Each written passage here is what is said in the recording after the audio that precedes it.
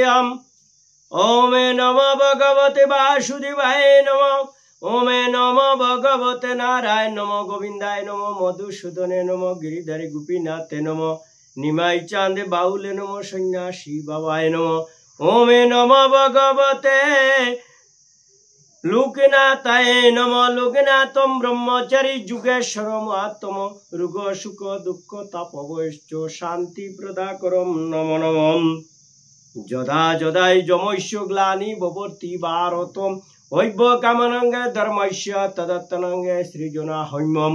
रणे बने जले जंगले যখন যেখানে বিপদে পড়িবে লোকনাথে বাবার কথা স্মরণ করিবে।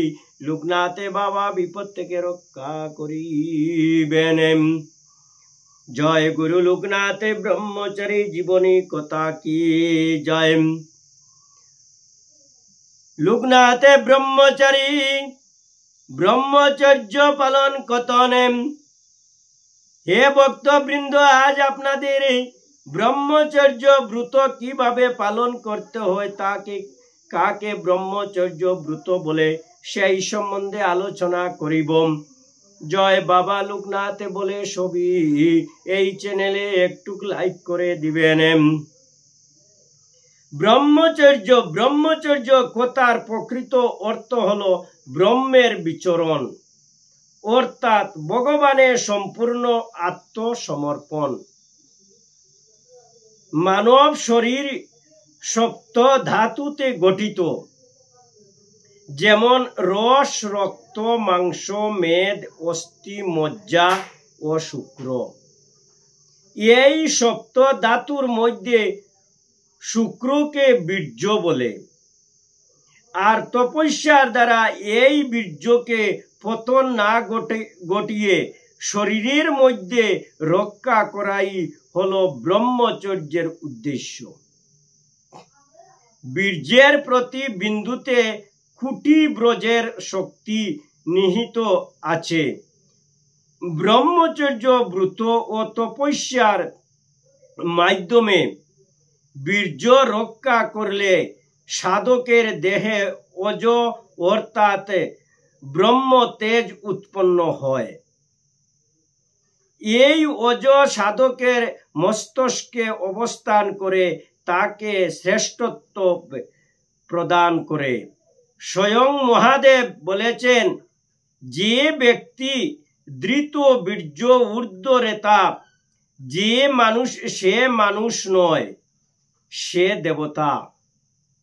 এই অনুষ্ঠান পালন করলে যোগী পুরুষের তেজ, ক্লান্তি, শক্তি ও পরাক্রম বেড়ে ওঠে।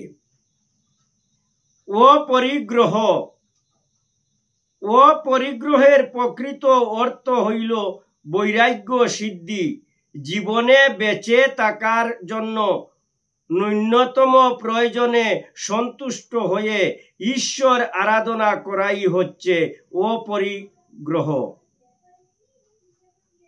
ঐশ্বরীয় প্রণিধান অনুযায়ী জীবনে যে বাহ সাধন প্রাপ্ত হয় তাতে অহংকারের বশীভূত না হয়ে সেই জাগতিক বা বাহ সুখের সাধনগুলি পরিত্যাগ করাই প্রকৃত যোগীর কর্তব্য। যোগীর বিষয়ে প্রতি অনাসক্ত থেকে বৈরাগ্য ভাব নিয়ে অপরিগ্রহের পালন করা উচিত। কোন সাধক যখন বৈরাগ্য সাধন নিয়ে বিষয়াসক্তি থেকে সম্পূর্ণ রহিত হয়ে সাধনা করেন তখন তিনি জিতেন্দ্রিয় হন। সাধক যখন এই রূপে জিতেন্দ্রিয় হন তখন তার কাছে জন্ম মৃত্যুর স্বরূপ উদ্ঘাটন হয় এবং তিনি আত্মসমর্পণের পথে এগিয়ে যান, অর্থাৎ নিজের মধ্যে আত্মাকে অন্তর্দৃষ্টিতে দর্শন করেন। এই স্থিতিতে সাধকের মনে আপনা থেকেই জ্ঞান লাভ করে। যমের সমস্ত পরিগণনাগুলি শিষ্যদ্বয়ের কাছে ব্যাখ্যা করে গুরুদেব বললেন, এরপর আমি তোমাদের অষ্টাঙ্গ যুগের দ্বিতীয় অঙ্গ নিয়মের কথা বলবো।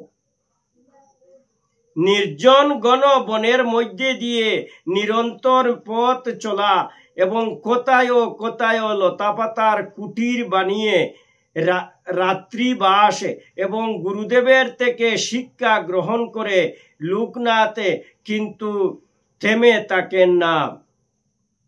গুরুদেবের থেকে যে শিক্ষা পেয়েছেন নিয়ত তার অভ্যাস করে চললেন।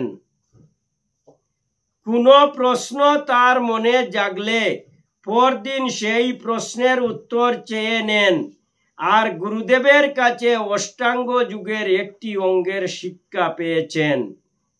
দ্বিতীয় অঙ্গ শিক্ষা শুরুর পূর্বে লোকনাথ তার জন্য নিজের মনকে প্রস্তুত করে নেন। পরদিন আবার শুরু হয় দ্বিতীয় অঙ্গ নিয়মের শিক্ষা। ওম নমো ভগবতে লোকনাথায় নমঃ। ওম নমো ভগবতে লোকনাথায় নমঃ। ওমে নমো ভগবতে লোকনাথায় নমঃ। ওমে নমো ভগবতে বাসুদেবায় নমঃ। নারায়ণ নমঃ গোবিন্দায় নমঃ মধুসূদনে নমঃ।